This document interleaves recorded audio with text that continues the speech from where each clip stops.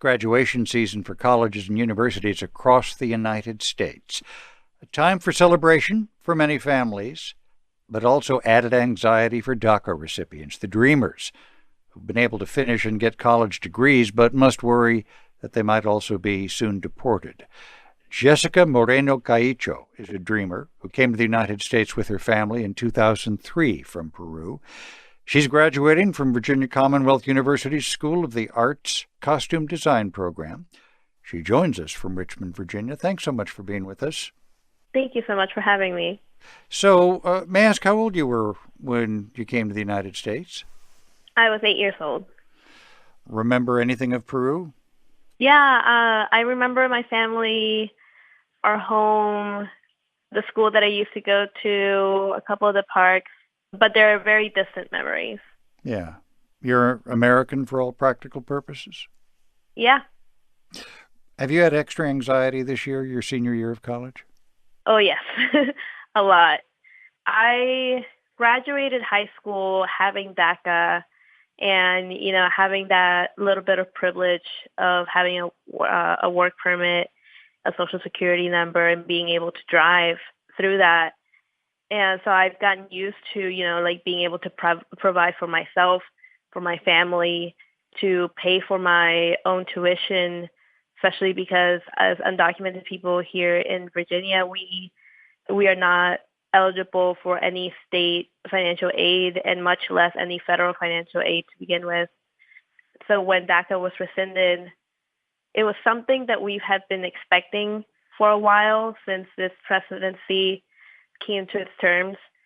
But, it didn't feel real until it was actually real. May I ask where your parents are? My parents are living in Northern Virginia right now. They've had a hard time too, or anxious time, I should say. Not as anxious as I have been, mainly because they're very confident that if something happens, then something better is going to happen.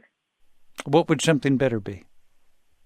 Hopefully a clean DREAM Act, something that's not going to increase border security, it's not going to increase law enforcement in our communities, only, for the protection of the youth when, the only reason why we are wherever we are is because of our families and our communities.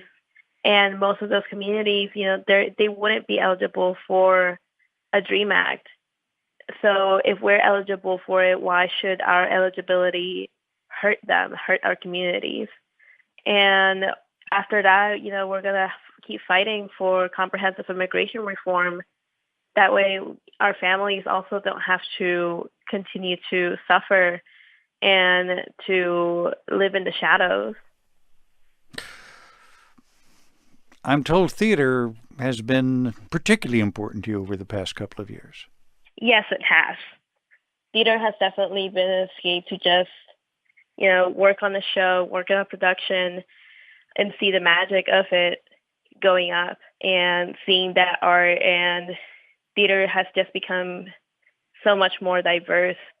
All these stories that just tell these stories about people that you don't usually hear about, whether they're queer, brown, black, trans, undocumented.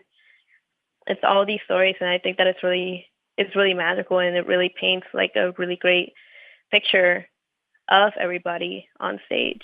Yeah. What shows have you worked on? Here at VCU, we just closed Into the Woods. Well, lots of luck to you. Very good speaking with you. Thank you. Jessica Moreno Caicho, VCU's class of 2018, soon to be a master's candidate at the University of Washington. Congratulations. Thanks very much. Thank you.